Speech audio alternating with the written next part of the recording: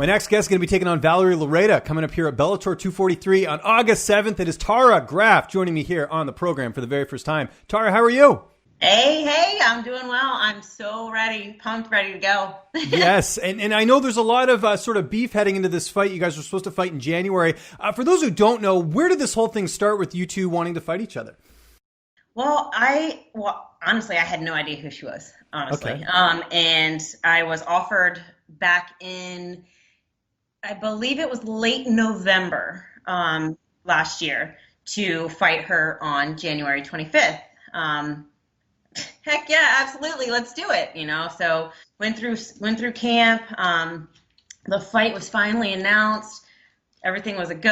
I was super excited. And then she pulled out for an undisclosed injury that's still unknown. Supposedly unknown. There was a podcast talking about her weight and she was saying like that she had just gotten done doing a reality show and they didn't feed them right and she gained some weight and I'm thinking, why would you agree to this bout then? So I was very, very, very frustrated.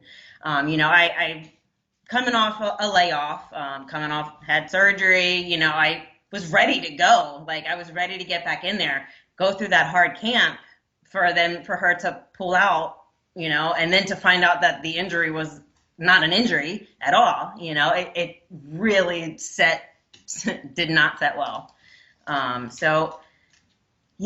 Then we were tentatively reset for June, and then the COVID happened. So long time in the making. So I'm ready. Yeah, well, I think that adds a bit more to the fight, right? Like the fact that you guys were supposed to fight before, and like you said, it wasn't an injury; it was a weight issue. So obviously, a lot more interest in this fight now with everything that sort of happened there. You touched on something, last year. I know, you didn't get to fight. You wanted to. I know you had an injury. You mentioned the surgery. What was the injury, and how long was the recovery time on that? No injury. I had what's called septic bursitis. Oh, gotcha. Okay. Yeah, they tried to control it. So what happened? Eventually, somehow there was like a bacteria or something that got into underneath the skin, and then settled in my bursa sac. When my bursa sac ruptured, it sent it like wildfire. So the swelling was just growing and growing and growing. No pain. I did nothing. I didn't tweak anything. I did nothing, and actually I was sitting at my desk at that point. And, it just didn't go down. So I went to the doctor. They gave me antibiotics thinking that, we can contain it. So my orthopedic, he knows that I fight, and he's actually a big wrestler. So, he's like, at this point I had a fight 2 weeks before this, or I'm sorry, 2 weeks after this. And I'm like, we got to get this going. I got this fight lined up, and long story short, couldn't get it down with the antibiotics, couldn't maintain it. So he sent me right in for emergency surgery because it was getting worse. The swelling was just going, it was out of control. So, I had to go into surgery the very next day. And it was devastating, just because it's not like I injured anything. I didn't do anything. Total fluke thing, yeah. Right. But the good thing is, there was no, it wasn't a hard recovery at all. The hardest part was, the stitches, the staples in the scar are healing, and that's pretty much it, So I've been training and working my butt off, man, trying to get back. Finally, we're here. Yes, and like I mentioned, really exciting matchup, like I mentioned off the top there. But I want to go all the way back here for those who might not be familiar with your backstory and how you got into MMA. How did you get involved in combat sports? I've always been in love with combat sports. I've always liked MMA. I've always been a very athletic and aggressive person. Never did it growing up. Kind of wish I did, but in a way, I'm glad I didn't because, I've saved my body. I've saved all those unnecessary injury, the wear and tear, a lot of people look at me like, oh, you're 34. She's an old fighter. Not really. I feel great. I feel better than ever. So, they can look at it that way, but that's not the case. I don't have the wear and tear. But there was a guy that was like, oh, you would be great at it. Let's try it. I'm like, okay. So I hit the bag a couple of times and I was like, let's do it. 2 months later, yeah, I jumped in the cage. It was a huge mistake. I shouldn't have done it, because I needed some training. I could have really gotten hurt now that I look back, jumped right in and I loved it. Of course, I got that first W and I'm like, I don't even know what I'm doing, and I won, So I was pumped from then on. Didn't have a trainer, didn't have anybody, guiding me doing, the right thing. So I kept going in month after month, and I lost 4 straight. I'm like, wait, I really enjoy this. I need to go find a school. I need to find somebody that's going to train me, work with me. I need a team, That's when I found Royal, and been there ever since. And we've been on the upslope now. All the way to the top we're going. and it's great to see you get a fight here in Bellator, which is obviously, a big platform and everything else. One more thing sort of on, the fight stuff. As far as like a day job, what do you do for work? What's keeping the lights on? I know fighting, eventually could be that, but for now, obviously, I'm sure you got other means of an income. I do. Well, I did. So COVID definitely has set me back. It's, a good and bad thing, everything happens for a reason. So I was a general manager at my eye doctor, and they kept me on for so long, even after shutting the doors down. And then they started cutting from the top and getting rid of a lot of management, which, it really sucks. That was like, it's like I treat everything the same. Like I put as much work as being an MMA fighter as I did my 9 to 5, as I do being a mother, so I put that much energy in for that to just be gone because of something that I can't control. It really sucked.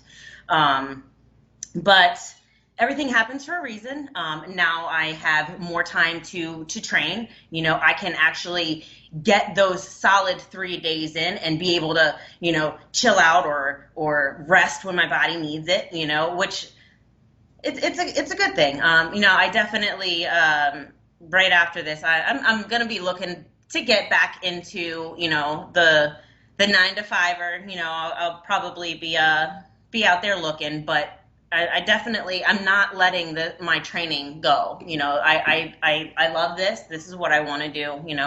Yes, I need something else that's going to pay the bills, for now. So I'll be back there. What's it like being in this position where, let's call it what it is. You're being brought in to lose, I would think, because they like Valerie Loureda. She's a younger fighter. Yeah. No, for sure. But what's that like? In some degrees, does that sort of motivate you more, knowing that obviously they'd like her to win? It does. Like it pushes my buttons, like the way, she gets that attention. Just, I think it's the way she brings it on herself, to be a feeder fish for somebody that wants the platform up here just because I have all of these followers, I'm posting all of, inappropriate things.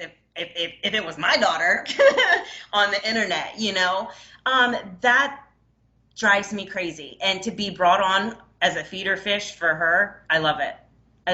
Like, okay, I'm going to upset you. Yeah, she has been sort of criticized for that. I don't know if you saw the whole thing with her and Macy Chasson, who's in the UFC. She kind of went after Valerie, just saying, like, look, like, are you training or are you posting photos? Like, did you see any of that?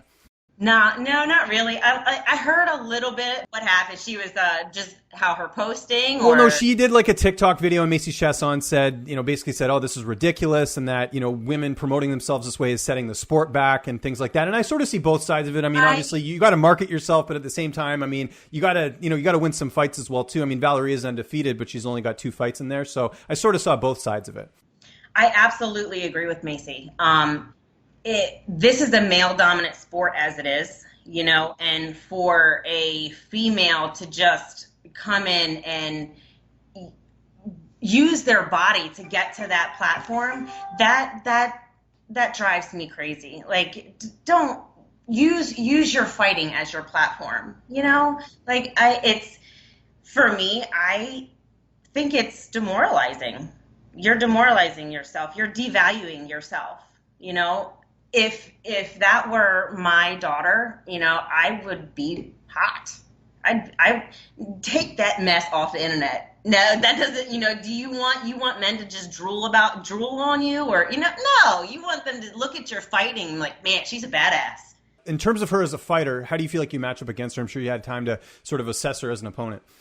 Yeah, she's good. She's very Taekwondo style, which actually is great because I have, one of my coaches has done Taekwondo since he could walk. So nothing I haven't seen. However, I think I have a lot that she hasn't seen. So, yeah, she comes from a fantastic school, and she's got fantastic coaches. But I don't think she's been pushed like I can push her. I don't think she's had the power that I can give to her. So, we'll see.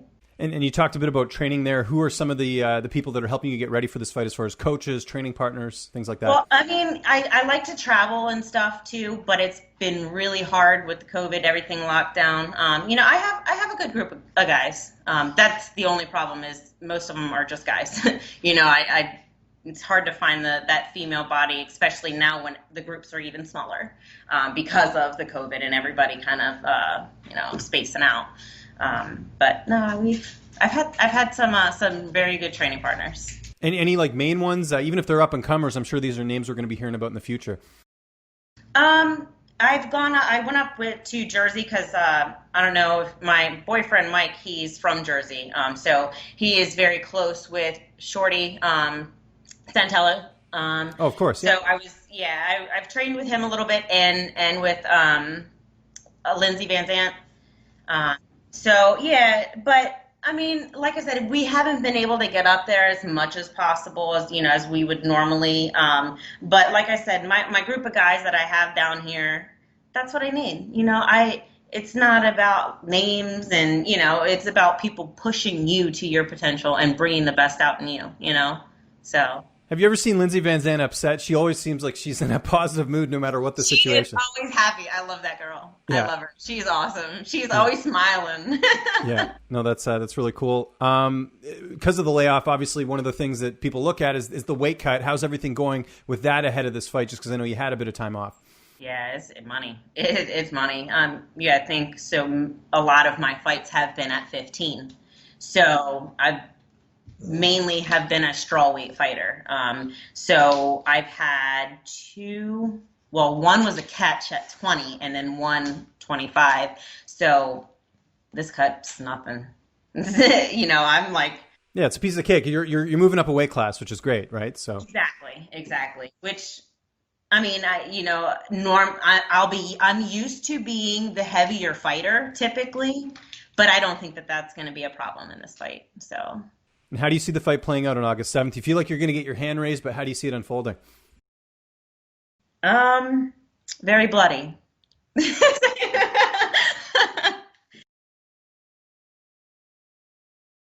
I don't want to give my secrets away. No, of course. Can't give away the game plan here. She might be watching. There might be, people checking this out or whatever. We talked about... I'm sure she's probably training, she's going to try to get me to the ground. That's where her strong is. Maybe. We'll see. It's kind of a case in Bellator. We've seen this before where we've had upsets. If you remember when Zach Freeman fought Aaron Pico, everyone was saying Pico's going to be the next champ. Freeman finished him. Do you look at sort of fights like that as inspiration, being like, you know what, I could be a part of that group? I do. Like we said in the beginning of this, I know I was brought on as a feeder fish, to lose to her. They're smart. Bellator's smart. She's got like 270,000 some followers. Why not make them all theirs? Bring them. So they're smart about that. But I don't think that they chose the right feeder fish because it's not going to play out in her favor. Talked all about your fight career, day job, all that stuff. What about downtime? What do you like doing outside the cage as far as like hobbies? I don't know if you're watching any cool TV shows or movies, or you like to go hiking. I don't know, but let's hear what you like doing. Anything outside. Anything with the kids. We're a very active family, so anything with all the kiddos. We anything outside, like you said, hiking, swimming, going to the beach. You got your priorities straight. I like that. I have a 2-year-old. I always try and get him. He's got to go outside at least every day. Otherwise, he's going to be stuck to that iPad like a lot of these kids, right? So. Oh, well, that's what they're currently upstairs doing right now. Yeah, no worries. Situations like this, totally understandable. Like if my kid was home, I'd be getting him to watch Paw Patrol right now. But he's at daycare, so we're all good today. So yeah, no, sense. It's funny because through the whole COVID, I became a 5th and 1st grade teacher. Oh, that's right. So, yeah. Yeah, that was fantastic. But we had PE time, and that was my favorite. Who better to do that than a professional fighter, right? So exactly. Like that's what. Mom, is it time for PE yet? Yep, let's go because I'm done with this mess. Let's go. So it was actually cool. Like, that we were very limited to some of the things that we could do, but they would work out with me, run with me, and then I was doing the prowler pushes before all this, and I'm like, man, I got to think of something to use. So what did I do? I sat my 2 boys in the tub and pushed it down the sidewalk. It was great. It was a makeshift prowler, but it was awesome. But no, and then running around outside playing basketball. They love basketball. I'm horrible at it. But them and the boys and Mike, they love it and they're great. I love it, but I suck. But And I love this fight. It's coming up here August 7th. It is Bellator 243. Tara, thank you so much for the time. It was great catching up with you. Just remind people where they can find you on social media, and if you got any sponsors or shout outs or thank yous, I'll give you the last word. Yes. So you can find me on Facebook. I do have a fan page, Tara the Tiny Terror, Graff. I am on Instagram. I can't remember my name. I think it's at the Tiny Terror Tara, I believe is my name. And I have a Twitter. I don't really use it, but I do have it. And I believe that's at Tara or at Graff_Tara. As far as sponsors, let's see. We have, of course, my gym, my team, Royal. Love you guys. You guys have, I couldn't have been here without you guys. Real Martial Arts, Pagano BJJ, my strength and conditioning gym, 301 Strong, John Fit Meals, awesome meals, Hammer Fist, HKA USA, Vita House, Flex Nutrition, Purpose Filled Fitness, and my new sponsor, Visual Darkness. They did my banner. Oh my gosh, I'm super proud of it. It looks awesome. But yeah, thank you all. I couldn't be here without you guys. Yeah, I'm the one in the cage, but I need support and I need a team and I need coaches. So couldn't be here without you guys.